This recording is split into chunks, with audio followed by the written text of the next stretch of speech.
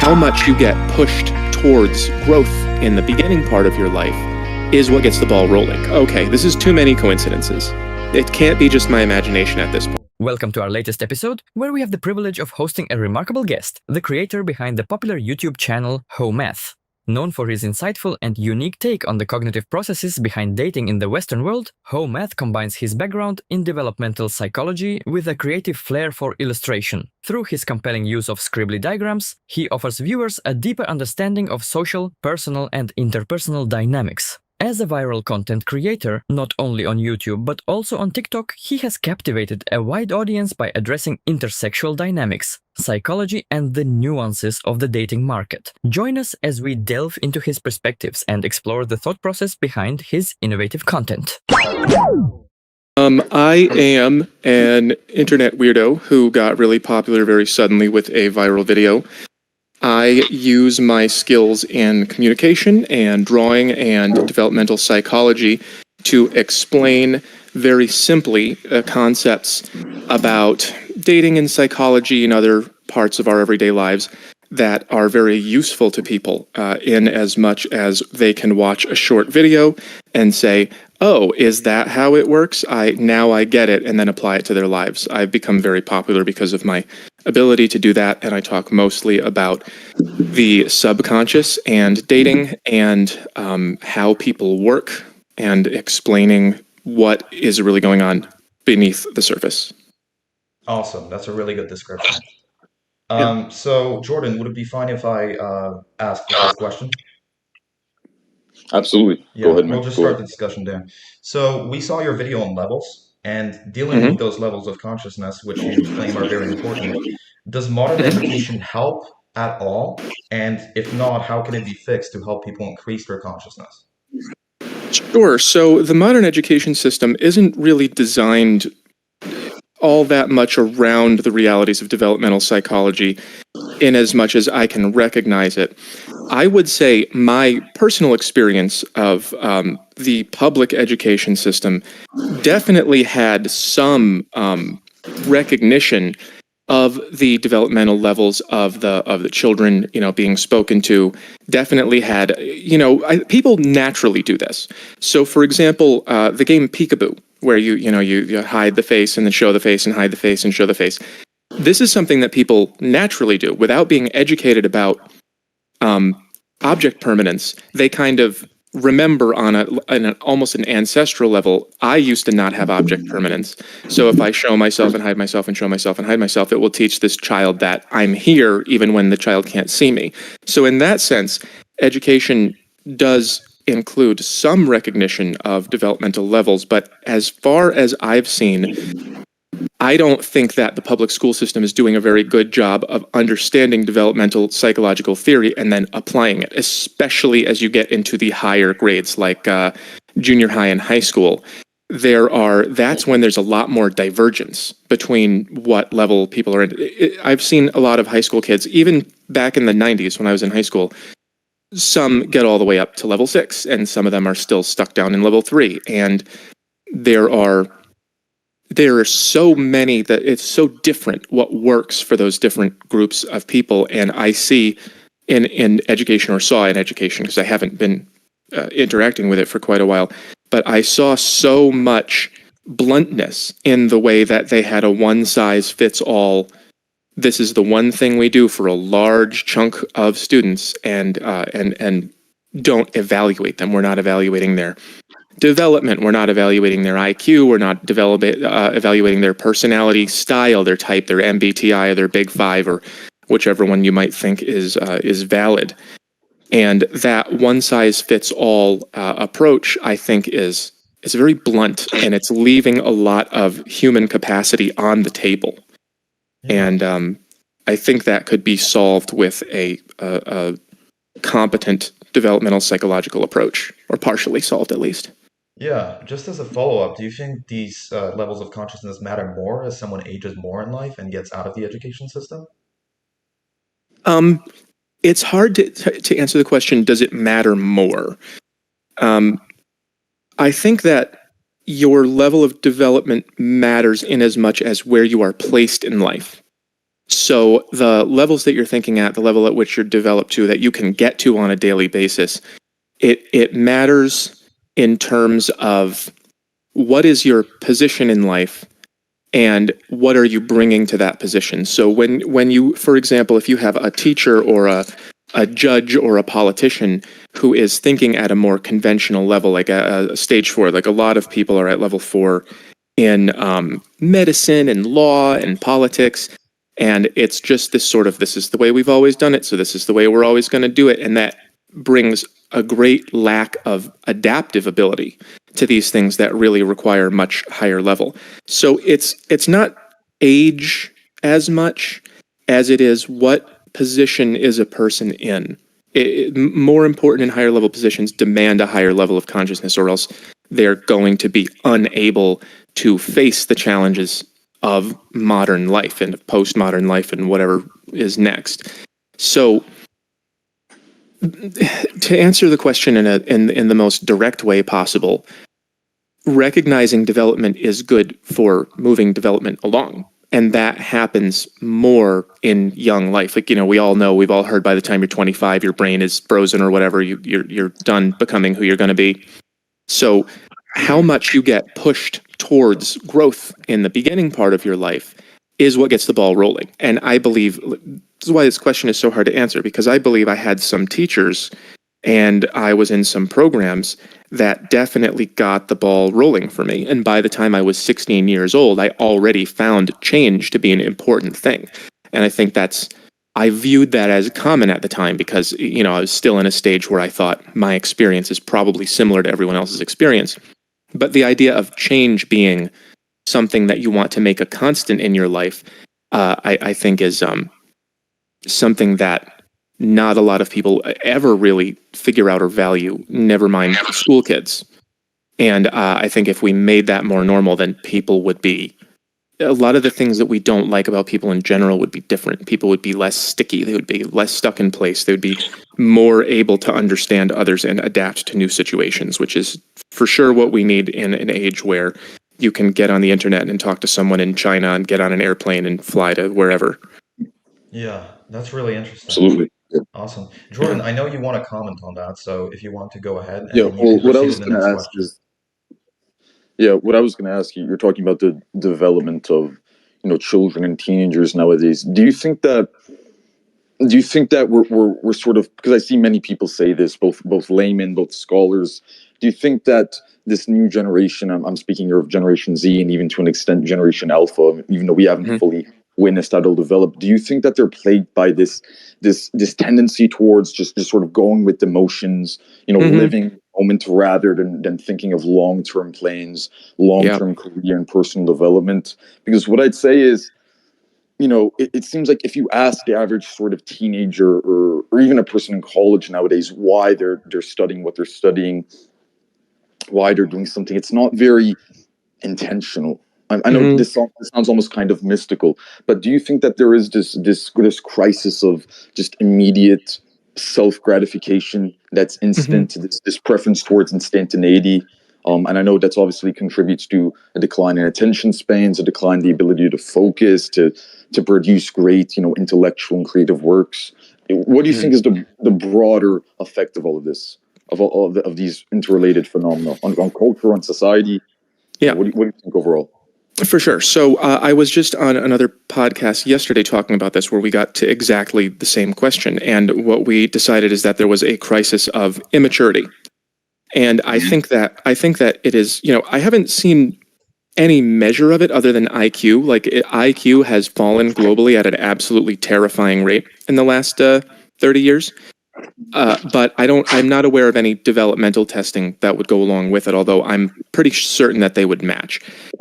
I do believe, just from casual observation and from talking to others making casual observations, like it's anecdotes, but it's a hell of a lot of anecdotes. I do believe that we're in a very serious maturity crisis, and a lot of kids are growing up. When I was a kid, my grandparents would say the TV rots your brain, because they saw people before television and people were thoughtful and patient and reasonable. And then they saw people after television, and people just wanted immediate gratification, and they just repeated things that they heard on TV, and they said, "Oh, the TV makes you stupid and crazy." And now we're seeing like iPad kids, where the kid grows up looking at a flashing screen all day because the parents are busy at work and they've got to pay their taxes, and it just is flashing the most stimulating possible things at like a baby. and the baby just kind of grows up with that being reality. And I think that it kind of is a it's like a reciprocating problem. It's an iterative problem because the parents don't recognize how bad this is for the kid, because they're not really aware of how development works, and they figured as long as the kid is busy seeing something, let's put some shapes on there, then the kid will grow up fine, because I grew up fine and I had TV, and this is basically like a TV. I think that they're not really understanding the effect that this has on arresting development. These kids are now growing up, and a lot of people are reporting that they have like these dead stares, and they don't really recognize other people and their needs, and they view everything like it's an iPad. And they just go, "Do you have something interesting to tell me? No? Well, then I'm just going to turn around and look somewhere else." I'm not sure to what extent that's true and to what extent it is harmful, but for sure, I think since the invention of television and since the invention of cable television and then the internet and then iPads and phones and everything, I think we're facing a crisis of maturity where people are sucking on these digital pacifiers instead of growing up and having real challenges. Like the online content is designed not to challenge you. It's designed to either give you what you want immediately or make you angry immediately so that you comment. And people are just stuck in these reaction cycles, which I might be able to pull that one up. They're stuck in these immediate reaction cycles where you see a thing and then you react to the thing, and then you're either satisfied or you're uncomfortable, and so you just move on. There we go. That's the 1, 2, 3. The see the thing, man bad, and then look for where man bad in life, and then act on it. Yell at man, and then back to the phone. And it's just nobody ever gets up to this point where it's like, should I be like that? Is this a good way to live? So I do think that there's been, a proliferation of culture and technology that have been discouraging people from developing appropriately, and I would love to see formal testing on it. Interesting. Then, well, to follow up to that question, that was a very, very insightful response. To be a bit more maybe conspiratorial about this, do you think that this could at all be the result of an intentional push? For sure. Could this actually be? Has this just happened on accident? As a sort of accidental byproduct of capitalist growth and technological progress, or do you think that perhaps there are actually very powerful people, elites, the corporations that run these entertainment companies like Netflix and Instagram and TikTok and all of these powerful people? Yeah. Do you think that they could be pushing this on purpose to essentially to placate and sedate the population? Yeah, absolutely. So there are people who are allergic to that word conspiracy, and if you say it's a conspiracy, they shut their brains right off and they say there could never be any such thing as a conspiracy. The reality is that everything is a conspiracy. Everything. You go to the grocery store, there's been a conspiracy to put those products in front of you. You go to the courthouse, there was a conspiracy to write the laws that govern your life. Like, everything is a conspiracy. So when we are talking about conspiracy, we have to differentiate between, there's like this cartoonish version of a man in a like a robe, like this character, with the dark eyes and the under the hood, and they're all in rooms with wands doing magic spells. I'm not necessarily sure that it's those people doing it, but for certain, there are people who understand the effects of the technology on people. And it's like in Fight Club, they say that they have the cars. The guy works for an insurance adjuster or something, and if they make a car that has a defect and the defect is killing people, they multiply the car exploding. What is the cost of a settlement multiplied by how many times will they have to do it? And if that is lower than the cost of the recall, then they don't do one. So they if it costs less to let people die, they let people die. This is in reality how a lot of capitalistic decisions are made.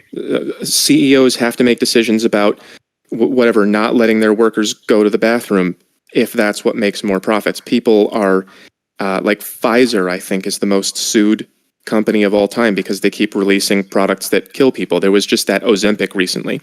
There's been so many weight loss pills that always hurt people. And yet every time they come out with a new weight loss pill, they put it in the commercials and people go, oh, this one must be fine. They take it and they get hurt.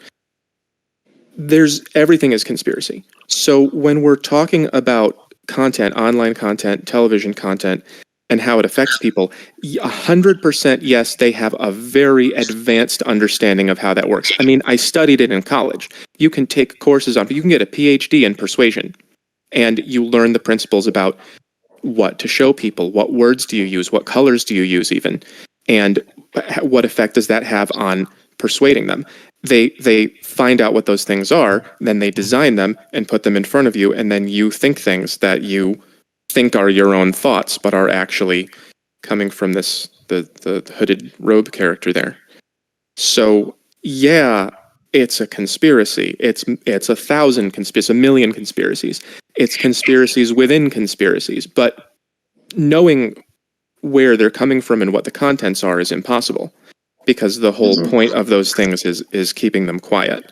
So if we were going to combat something like that, we would need really, really broad sort of laws. We would need legal. This is why I talk about the government all the time.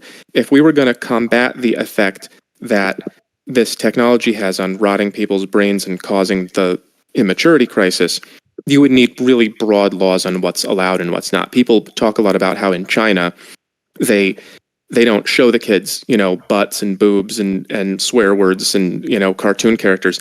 The Chinese TikTok has science and nationalism. Like, China's great and everything.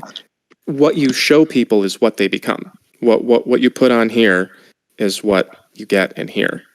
And people don't want to believe that. People are too proud to believe that. They want to think that they can look at something and then make up their own minds, and it's broadly not true. So, on the one hand, yes, it is conspiracy upon conspiracy upon conspiracy. On the other hand, no one's ever going to have the power to know what they are and how they work. Like, we're not going to be able to point people out and say, oh, it's coming from this place. Like how they talk about TikTok going to the Chinese Communist Party and that having sure, that's not a good look, but what effect is it having exactly, and what are they doing exactly? It's really just speculative. I see. Interesting. Well, then, I think that raises the question of, is there a means of resistance then to this conspiracy? I mean, individually, culturally, society, how can we combat this in any way? I mean, do you think it can even be overturned or reversed at all? Or... I think that, oh God, it's such a big question. The way that I'm resisting it is just by showing people how their own minds work. And I'm showing them, and I'm even using, tricks of the trade to get people to think in ways that they didn't think before, to show them how they can be made to think in ways that they didn't think before, so that they can become aware of the effects of media on their mind. That's how I'm trying to help. The only way that I think we can get around the effects that these things have on us are creating very viral spreads of culture that get people away from this sort of thing, or by changing it at the source, which we don't have the power to do. This is billions and billions, trillions of dollars behind getting people to think certain things and act certain ways. So I'm just trying it from the ground up. I'm trying to, as much as possible, get a following of people who understand things like I made a video about Sex in the City and how it persuades people that they should be like the main character, which is if you live like that, your life has a very low chance of turning out well. But they make her seem sexy and cool and smart and fun and strong, and so people model that. I'm just trying to, as much as I can, get people to understand how that works so that they can get it out of their own lives and perhaps warn other people. But without any institutional power, I'm like that parable of the kid throwing starfish back in the ocean. There's a big wave that washes starfish up, and there's a kid throwing them back one by one, and the old guy goes, "You'll never get them all," and he picks up one and he goes, "I got that one. I'm just trying to get a few starfish right now." I see. Perfect. That's a perfectly noble goal. Well, in that case, I'll pass it to Flying Cabal, actually, because I don't want to ask a question about this. Sure. Yep, thank you. So obviously this is a very heavy and expansive topic, and that goes into a lot of sections of today's society, and obviously one section of society that a lot of these elements of decline expand into is the dating market. Yeah. Where obviously the dating dynamics get affected by these corpocratic and capitalistic tendencies. So could you go on and tell us how the dating market or dating dynamics are being affected by all of this decline? Sure. So I'm going to ask for a little clarity on that question. How is the dating market being affected by this decline? You mean this same topic, like people's minds being affected by the technology? How's that being affected? Generally speaking, because we were you did mention that there was a crisis of maturity. Immaturity, yeah, for sure. So I think that people are making a lot more short-sighted, short-term decisions than they were before. And I think that, I've used dating apps, and I've been successful on them, and I've been unsuccessful on them. I sort of aged out. There was a time where they were working so well for me that I thought that we had just fixed the future. I thought, oh, hey, technology fixed everything. The world is good now. And then later on in my life, I saw, this is what happens for people who are not in the prime, age, prime category. So we've destroyed the future, Without both of those perspectives, it's hard to really see what the technology is doing to people. It's causing people to generate entire worldviews based around these experiences that are entirely novel. These are new things. There are entire classes of men now who can live like kings and just have more sexual options than 99.9% of men in the past. And people who live their lives believe their lives to be normal. That's the default state. When you think something or you feel something, you think everyone thinks it. It's like that. I'm trying to think of the example. It's escaping me right now. But there are sometimes things that people think everyone does, and it's only them. And there are sometimes people think there's something that only they do, but it turns out to be everyone. People tend to think that what their beliefs are commonly shared. So we have people who are, again, growing up with this immediate access to everything and thinking everybody is living that way.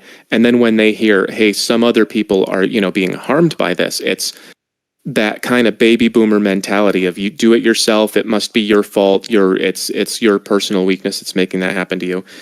And I think that it's pretty clear to me that the dating world is less happy than it ever was, and people are getting married less, and it seems like they're staying together for shorter periods of time, and they are there's more young men are virgins or involuntarily celibate than in recent years, and that's not a good sign. They're going to be upset about that. They're going to drop out of society, which they are. They become unproductive and even destructive in those cases.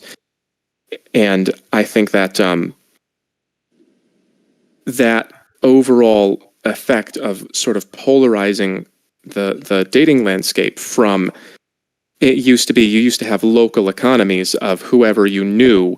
There would be some popular people and some less popular people, and some people would never have any success. But now it's been, nationalized almost. It's been brought to such a large scale, like a citywide or a countrywide scale, that there are some people who don't even have a hope at normalcy, and there are some people who are so awash in success that they're out of touch with reality. And I think people are making more destructive short-term choices than ever before. And I think that that's a part of, like, dating and sex is how we create the next generation. And if you create the next generation in a stupid way, it doesn't come out smart. Like, we're creating another step down in overall human quality by living poor quality dating lives. So I view it as erosive towards the, if that's a word, eroding towards the substance of humanity itself, that we're relating to each other in this very shallow, repetitive manner. Well, thank you for these very insightful insights in that regard. I'd like to pass the microphone now to Jacob. Mm-hmm. Hi again. You may have noticed that throughout this podcast, as we have asked you more and more questions, and a lot of the time when you make these insights, we actually agree with them. And I find a lot of the reason for why our views are similar and why we invited you on here to be that behind all of these sociological and psychological phenomena that we are talking about, there is a common perspective of the world and how modern society is developed and the direction that we're heading in. That's mostly the point of our little movement, our little channel.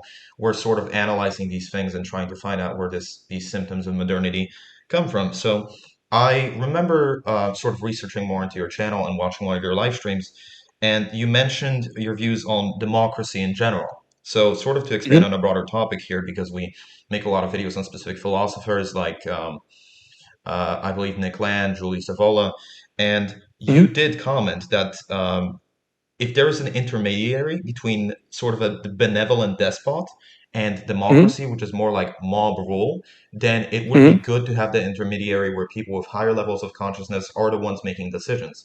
But is that feasible? Is it possible to put people in charge that wouldn't abuse that power and that would use it for the benefit of other people? Yeah, that's a great question, and I don't know if it's possible because the founding fathers of the United States tried to do that, and now it's this. It didn't work out.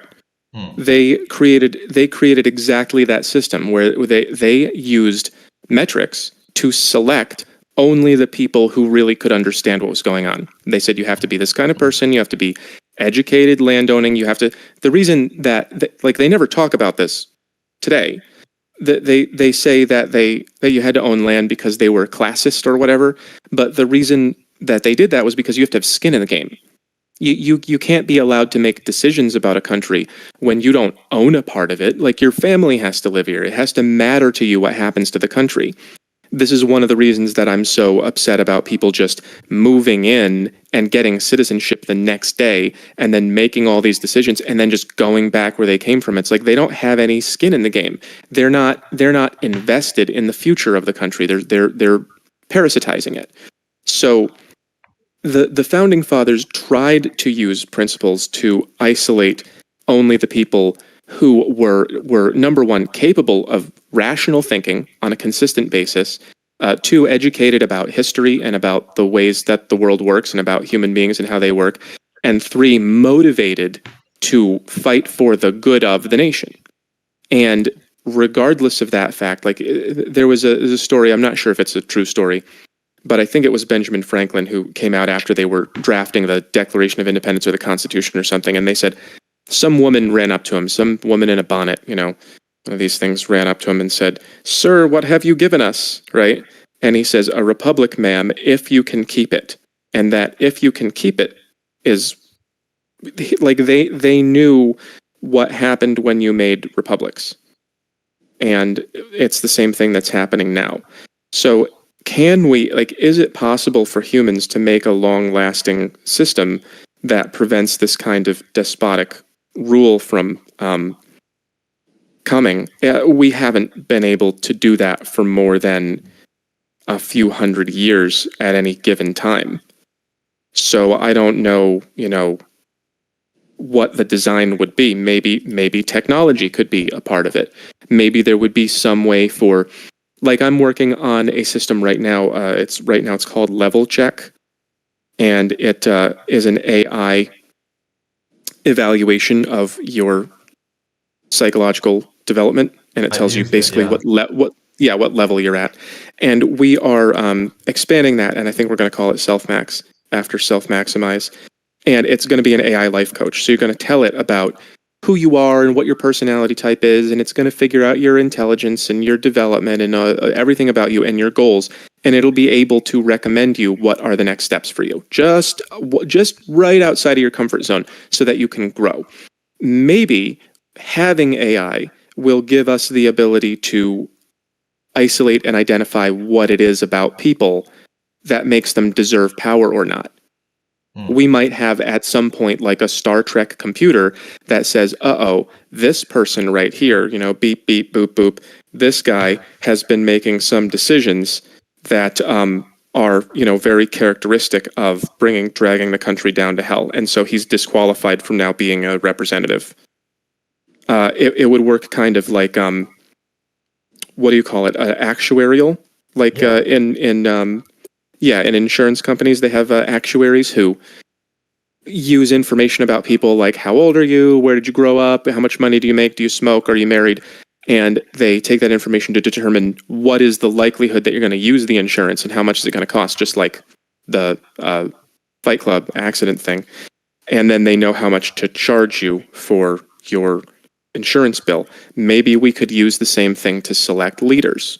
Other than that, I don't think that humanity so far has come up with a means of selecting people who are going to remain competent and benevolent.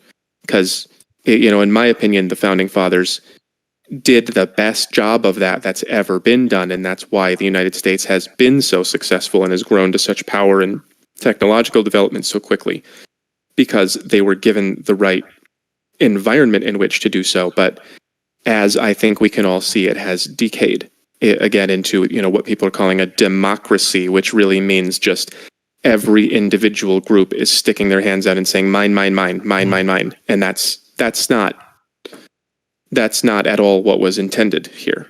Yeah, it seems sort of dystopian as a solution and Black Mirror-esque, but it makes sense as a system. Mm-hmm. My question was largely regarding these, the entire concept of philosopher kings and benevolent despots, and whether it would be possible if this sort of, top-down system is inevitable for it to be ruled by someone that has the people's best interest in mind. And you also brought about that you believe that the people who are making decisions about the country should have something invested into it. So just as a subsequent question, is it a bad thing that more and more people are beginning to rent houses instead of purchasing them and just sort of living these lives where they're easily replaceable? Yeah, that's a bad thing. I don't think that there's anything valuable at all about making people and their lives disposable, their investment in their community disposable. Being able to, to tell people, oh, you didn't pay your rent, so now you don't have a home. What ever happened to the idea of owning a home and having a family home and giving it to your kids? We're all just renters? If you own a home, the government considers you a tenant, and if you don't pay your taxes, they take your home. So in what sense do you own it? I don't understand how anybody can feel like they own property if your property can be taken away if you don't pay a bill. Who are you paying a bill to? So the idea that we, don't have the ability, like our system doesn't give us the ability to purchase or build or create a home that is just ours, that we can have and do whatever we want with, without having to constantly pay for it or be kicked out of it, and then pass it down from generation to generation. It's one of the many steps that it turns us all into renters, and renters are transient. They're transient rather. They like you say, they pick up and move, they evaporate, they go away. And when more people are living lives like that you move in, you live a while, you move out, they don't get to know each other, they don't get to know their communities, they don't build. Again, no skin in the game. They're just there to. This is something that has been a major complaint about pretty much every major city that I've heard of in the last few decades, especially San Francisco. People say that it's not the same city anymore because people will move in, and then make their money and then leave, and they didn't contribute anything. They just sucked money out of the system and left. And I don't see how it's possible for a system to continue with more and more people being like that, rather than encouraging people to settle and create communities. That's just not how humanity works. We are not individual items. We're not like a Lego blocks. We're not a Build-A-Bear. People live in communities.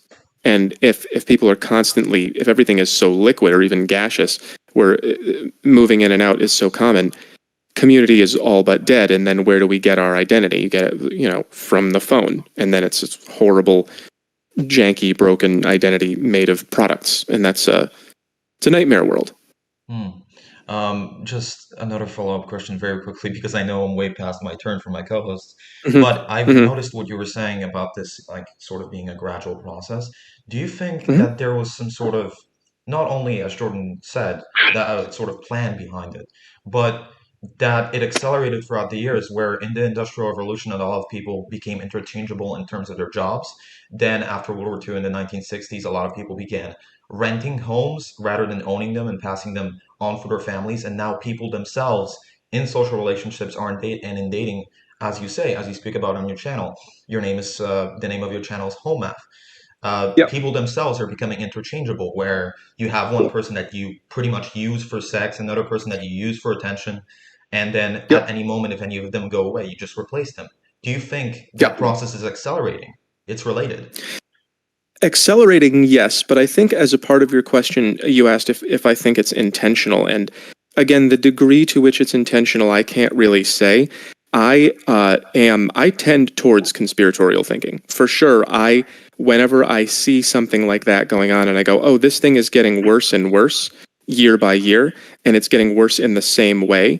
It seems like, well, that's not a natural progression. There must be people designing this. There must be people sitting down and designing this somewhere. But then I check on what I actually know. Like, I'm just very good at knowing what I know and what I don't know. And I don't know who is doing that and what their names are and what the decisions are that they're making. And I'm not capable of knowing that. So the idea of it all being, like a conspiracy that has been sort of designed for hundreds of years, where they some angels fell from the sky or something and said, okay, we're going to tell these people this for 100 years and then that for 100 years, and then we're going to move them all around, and then we give them the phones, and then that whole idea of that being what's going on. I mean, it's certainly not impossible, but I don't have enough information to know any of that. The only thing that I know is what appears to be happening to me, and then when I check with other people, what appears to be happening to them. So I'm not sure if I lost the plot of the question. It was like, is this engineered, basically? Yeah, for sure. So the main question wasn't whether it's intentional, but I'm glad you answered that, because I was begging to sort of ask that in the future. The main point was, do you think it's a process? Like, at first, jobs became disposable, then homes became disposable, now people themselves are becoming a victim of this. Yeah, well, for sure, it has been going in that direction. I think that much is clear. And do I think it's a process? Yeah, I mean, I think it's going to keep getting worse, if that's what you're asking. It seems like that ball has been rolling down the hill faster and faster, and now we're getting to a point where, the suicide rate is climbing, and people are screaming out loud. They're screaming about, here's why the suicide rate is climbing. And then people go, no, it's not. And then they go, why are there so many suicides? Like, people are telling you, and you're ignoring them. And then you go, well, what's happening? So there is this very jarring disconnect between what we can observe happening and what we understand about it, because people don't want to face reality. There's certain answers they just don't want. It's like it's kind of like the same thing as someone might say, how do I lose weight? And you go, stop eating food. And they go, no. I mean, like, really, how do you lose weight? Oh, stop eating food and exercise more. No. I mean, like, I want a real answer. They won't take the answer.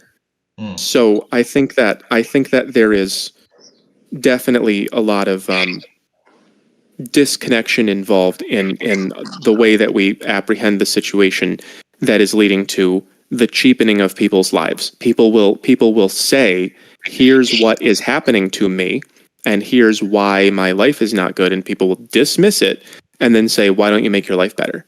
Well, I already told you. Well, yeah, but ignore that. Just go do it. So yeah, people have become cheapened to each other, and people don't care for each other as much. And I don't know what the next step is, but it seems like it's gone. It seems like there's a directional arrow to it for sure. Awesome, thanks, man. I'm gonna pass this over to Jordan because I know he has a lot of comments on this since he has sort of expertise in it, and I've been pretty much like ghosting him for a while now. So Jordan, go ahead.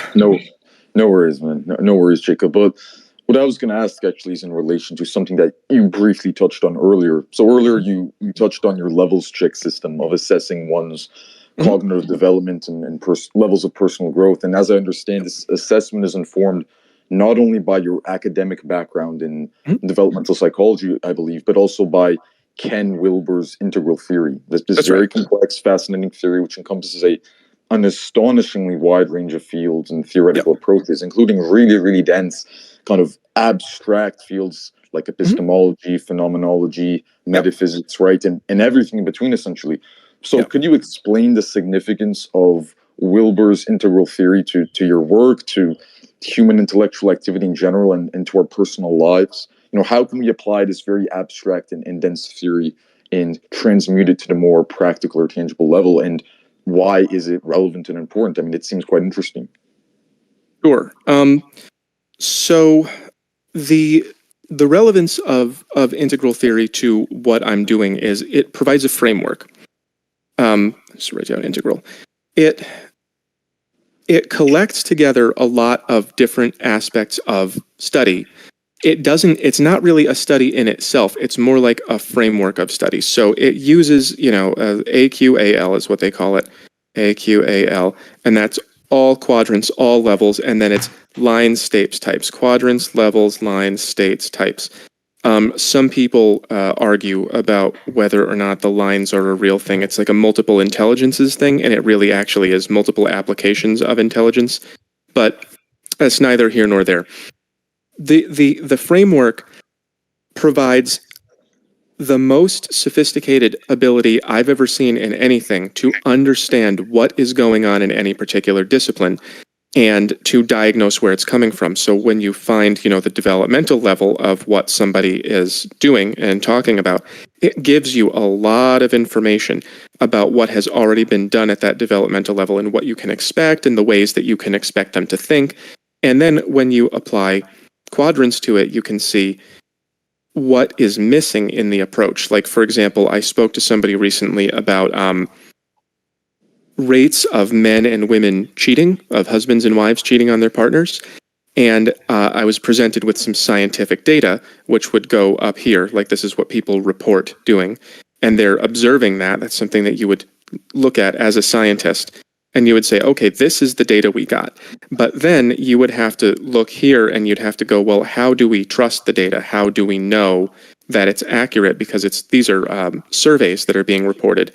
And what's disappointing to me about modern science and their failure to, incorporate phenomenology is that they go back over here to answer that question. They go back to the external and they go, oh, well, we compared this data to this data, and so they're consistent or whatever, and we trust it.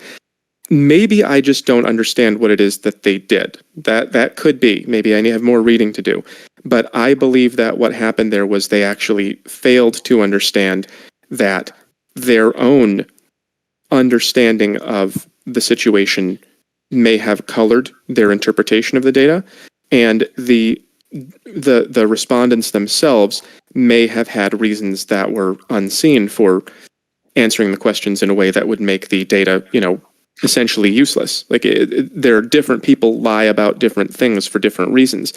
And one of the frustrating answers I get from people is, why would they lie? Well, I mean, why would you lie? Have you never lied about anything stupid? You never lied to yourself about something? You've never done something so dumb you wanted to forget it and you lied to yourself. Like, we all do that all the time.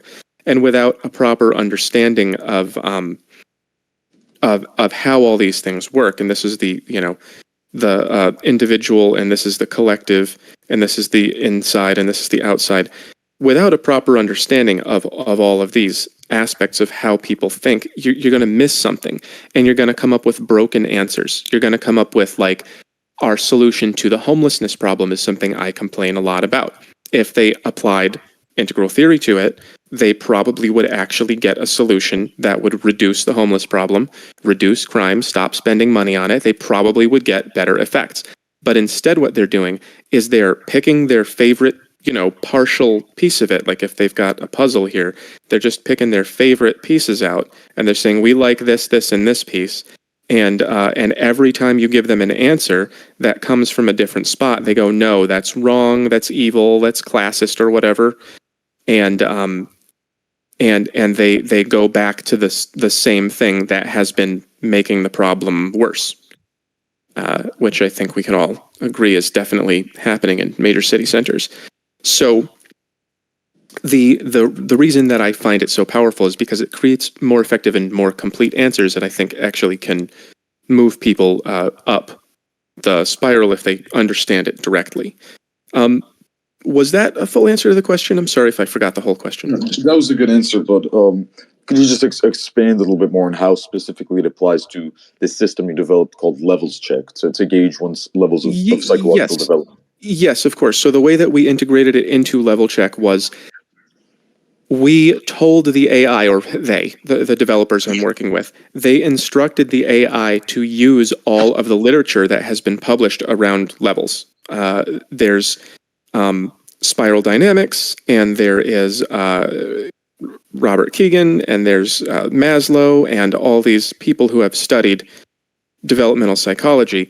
And they basically told the AI to read all of this literature, and then when you answer there are basically essay questions that you answer, and when you answer them, the system will take your response and measure it by what level it thinks you're at, and then it'll come back and it'll ask you a question that is like a level or half a level higher, and it repeats that until you stay at the same level for a few answers or something like that, and then it tells you, yeah, here's what you got. Here's the level that you are answering questions at right now. So it basically, we're at a point where AI can understand the research. It's mostly phenomenological research. In my understanding, it's looking at people and listening to how they experience things that causes constitutes the research. And we're able to use that to have the AI understand it and then evaluate you according to how you speak. So that's the way that we've plugged it in. And we intend to plug in the other elements, not just levels, but the quadrants and types are going to be very important ones as well.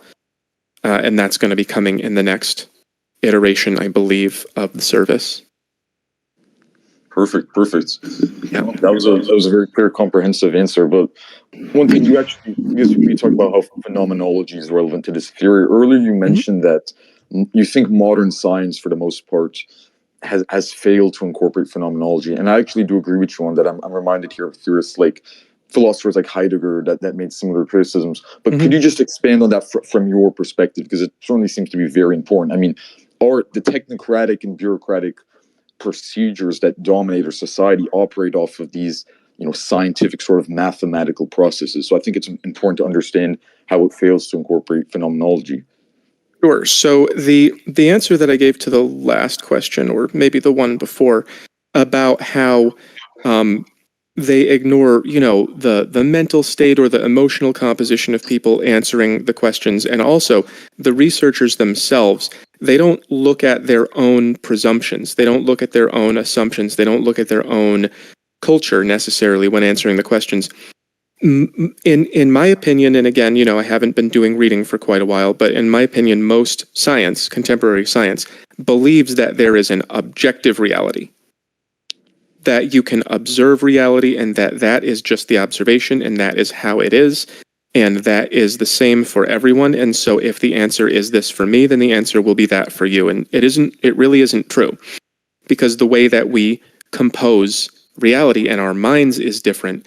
And the only way that we can share knowledge is by checking with my mind and your mind to see if that works. Now, when you're talking about something like how heavy is this block of lead, there's not going to be a lot of argument. You just weigh it, and it's like, oh, it's 8 pounds. And now you weigh it. Oh, it's 8 pounds. And now you weigh it. It's 8 pounds. Okay, well, this is an 8-pound block of lead. We all agreed on that. We measured it several times.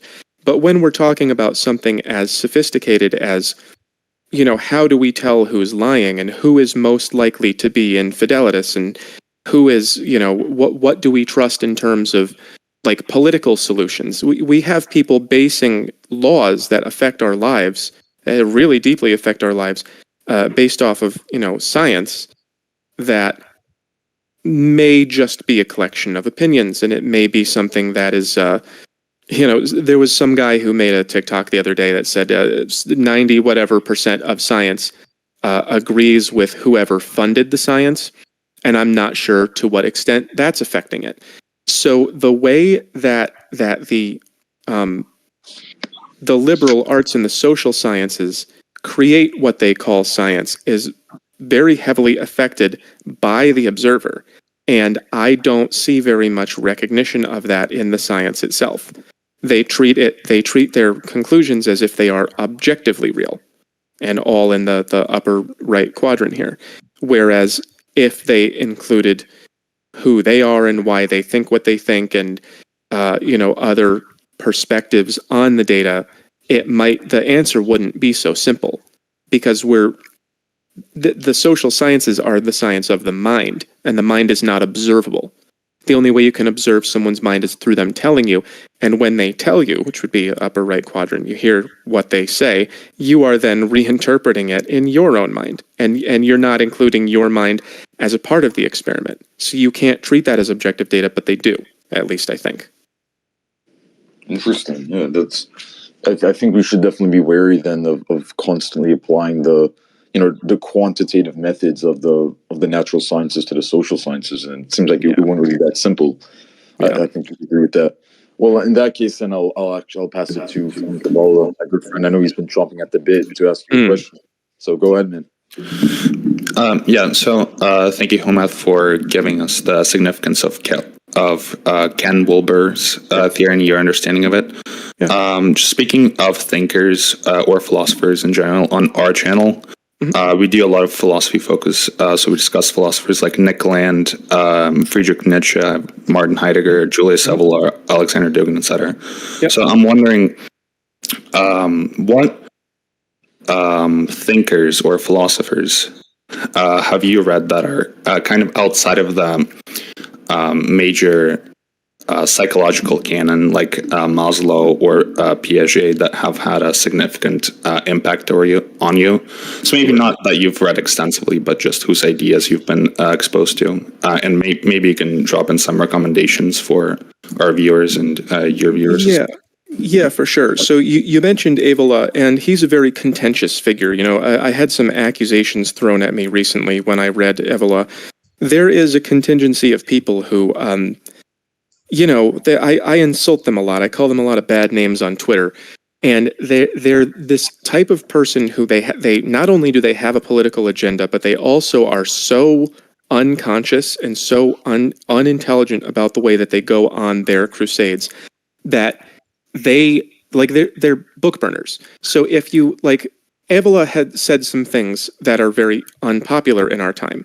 And so if you read Evola and then you tell other people to read it, these people assume that you agree with what you read and you want other people to agree with what you read. That you can't just read something for the sake of reading it and understanding what the author thought and consider the idea. I think it was it Aristotle or someone who said that the mark of an educated mind is the ability to entertain an idea without accepting or rejecting it. I put a recommendation to read Ride the Tiger in my video Self-Maximize, and I had somebody come at me and say, I must be a fascist then because Evola said that he was a fascist. So they're not able to differentiate between reading something and like agreeing with and prescribing that thing. Evola, to answer your question directly, was probably, at least recently, one of the more out there philosophers that I have read. I found his work to be really refreshing because he comes from a perspective that's so discouraged in our time, and that's breaking away from the current of the times is how you become educated. It's how you become an intellectual. You have to be able to think in a way that opposes the style of the time. I think the most important thing that I learned from Evola was that, most people think of capitalism and communism as being in opposition, but they actually are both just different ways of privileging the material over the spiritual. So those are systems that focus on material distribution, which is like satanic. Human life is not about creating material and distributing material. Material is about supporting human life. It should be the way we live that matters. So that kind of spiritual bent to philosophical texts is something that I have been searching for in recent years. As far as classical philosophers, I have not very often in my life sat down and read a whole anthology. I read Camus, a couple of things by Camus, The Stranger. I don't think he's outside of the mainstream. I think a lot of people have read Camus. I've read a little bit of Nietzsche here and there, Plato, Aristotle, Socrates, collections of works or what have you. Ken Wilbur, obviously, he's considered a philosopher to some extent. I also consider in the same realm spiritual writings like Alistar Crowley. I've read a lot of stuff in that area. And I also consider, like Scott Adams has a book that I recommend all the time called Win Bigly, and it's all about how Trump won the 2016 election by being what he calls a master persuader and being able to distort reality around him as he goes. And it's that kind of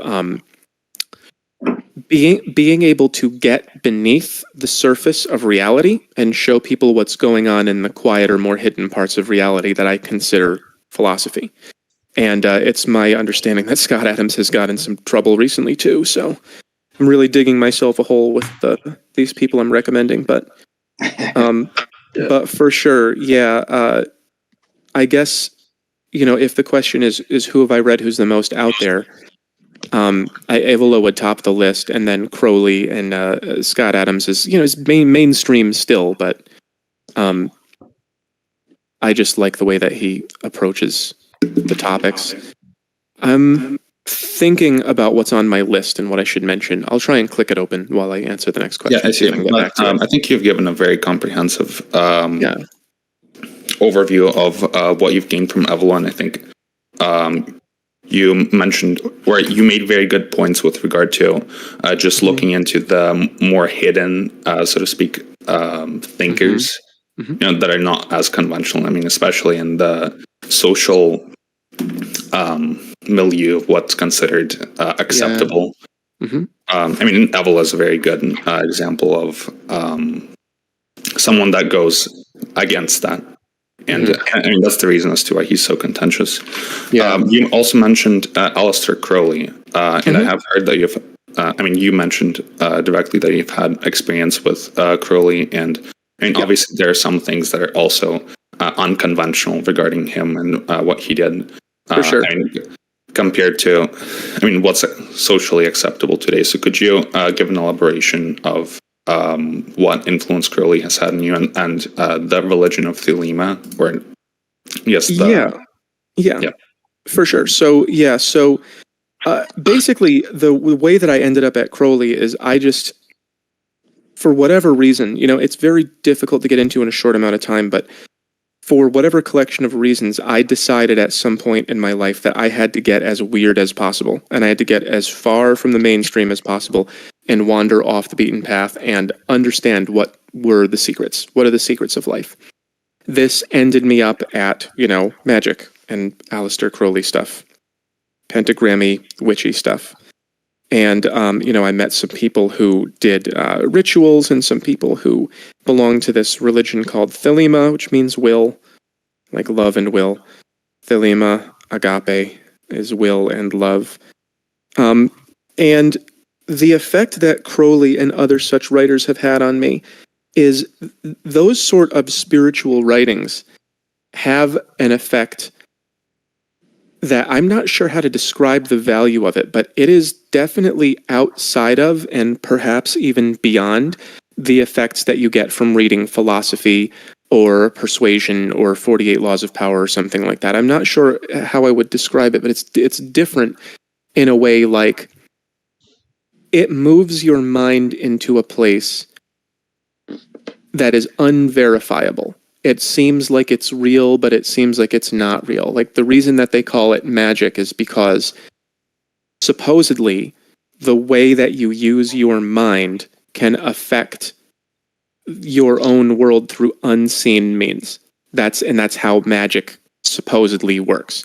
You focus your mind, you do a ritual, you do a thing, you believe a thing, and through your belief in the thing, through your personal experience, almost like the quantum, the double slit experiment, where when you're looking at it, it collapses, and when you're not, it's a wave. It's almost like what magic is a way of training your mind to collapse reality into what you want it to be. And that concept is so fascinating. I spent, years and years reading about it, and I studied the people who got into it, and it gets dark really fast. There was a guy named Michael Aquino or whatever, Aquino, and he, I think, founded, was it the Temple of Set? And he wrote something called, he wrote about black magic, and he was a high-ranking officer in the United States military. That's really creepy. So when you get into this, magic stuff and this reality-affecting stuff, you kind of sometimes find people who are in really high places. Alistar Crowley himself, ostensibly, I'm not sure if I verified this, but I think that he worked with Churchill in MI6 in World War II in order to use his mind stuff and magical stuff against Hitler and in intelligence operations. And if that's true, that is, speaks quite a lot about whether or not there's something to this. So I spent a lot of time reading these things and playing around with them to see if there was anything to them, and the answers I got are really fuzzy. That's what I like about it, is it's when you kind of leave a verifiable world and enter a world that's permanently mysterious. And that is, man, you want a challenge, go study something that you can't ever prove is true. It's like permanently just no distinction. It's like synchronicity, that no matter how far you get into it, no matter how much you learn about it, it looks like just Fantasyland weirdo stuff. But then also, the more that you learn about it, the more it seems like powerful people are into it. That's a very metaphysical argument, but yeah, we agree. Yeah. Jordan, is there anything else you would like to say? Because we've been at this podcast for quite a while. Yeah. We've been running for over an hour, touched on a lot of really interesting and important points. What I'd say is it's interesting that these fields like occultism and esotericism get relegated, like you said, to the loony bin, so to speak. They're not really considered to be very serious. Most academics won't really be interested in them or touch them at all. But if you actually look at the most powerful people in our society, the people that are involved in the military-industrial complex and the government and these bureaucratic institutions that control our lives, isn't it crazy that many of them are actually highly interested in this? I mean, you brought up Michael Aquino. That's a case I've actually heard of. He was he definitely, I think he had ties either to some intelligence agencies, or I know he was involved with the government and he ran some type of psychological operations. And it's just crazy to think that someone that's that powerful is actually, basically an occultist, like a literal black magic occultist. I mean, do you think that the elites and the people in power are actually aware of these principles that you're talking about, your thoughts become your reality in these ancient occult principles? Yeah, for sure. So from what I understand and from what I've been able to gather, I think that it's highly likely that some more powerful people do subscribe to these philosophies, especially Thelema. You see the number 93 come up a lot. You see, magic numbers come up a lot. You see them using references to certain things. It does seem like there are people. I think the strongest link that I've ever seen was, what was her name? Marina Marina Abramovich. Yeah. Once you know who she is and how old she is and what she looks like and who she hangs out with, that's a pretty clear link. That's like, okay, this is like a woman who does witchy blood magic, right? And she's hanging out with Hillary Clinton and Jay-Z and, you know, all the, like, everyone who have nothing to do with each other except that they're famous and powerful and rich.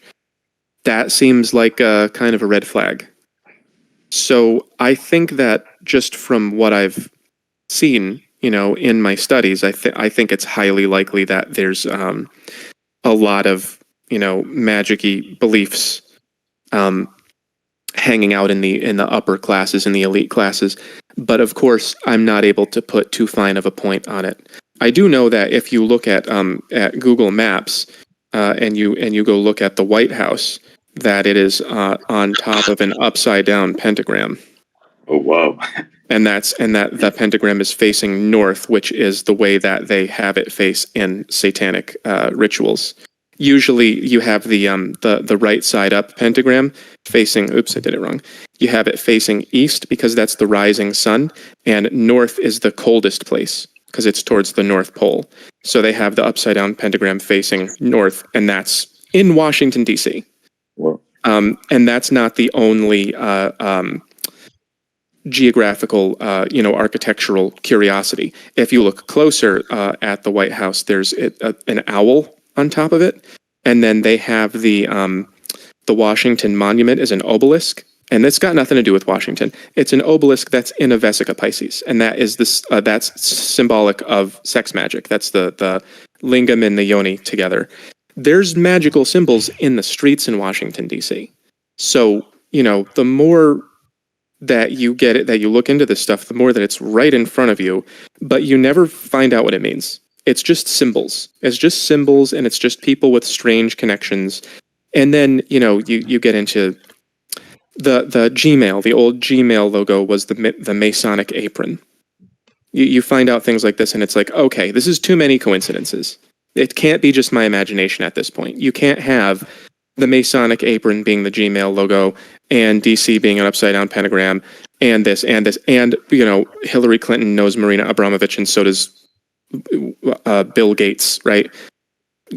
It just, the only way to connect the dots is that something funny's going on. Wow, I mean, you've described it in a better way than we have in a lot of our videos. You mentioned that you had some ending notes and some things that you wanted to mention before the end of the podcast. I'd be interested in hearing that. Do I have something to mention? Yeah, because you mentioned earlier, I think it was around 10 or 20 minutes ago, that you were going to check if you have something more you wanted to elaborate on. Oh, sure, yeah. I was just going to check out my reading list to see if I had any more names for you. I've read LaVey, Anton LaVey, and Zena LaVey. I read the Satanic Witch, and I put that to use. It's not as bad as it sounds. It's basically like how to use image to get people to think about you what they want. There was Don Milo Luquette, Babylon. I think it was, is it Luquette? I don't know. I tried to find my list, and it's kind of sloppy. Evola wrote something on Crowley, actually. He did. But I was just looking for my reading list, and it's a little bit uncoordinated. So, Jung, read Carl Jung. Oh, absolutely. Yeah. Psychoanalysis. Mm-hmm. Yeah. Oh, and one more, Luntz, Frank Luntz, Luntz. That guy was a persuasion researcher, and he, I believe that he's the reason that we started calling it climate change instead of global warming. Oh, wow. Interesting. Yeah. Yep. There's definitely a lot more to dig into it for persuasion, but we've been at this for quite a while. Yeah. So, Hoe Math, if you could stick around for just a couple of minutes at the end as we finalize things about this podcast, but I think we've answered all the questions that we have. Jordan Great. and Flying Gaval, do you have anything more to add?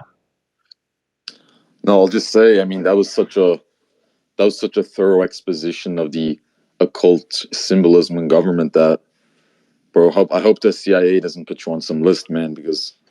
Yeah, you know, if I'm getting on, I'm on already, and they're smart enough to know there's nothing I can do.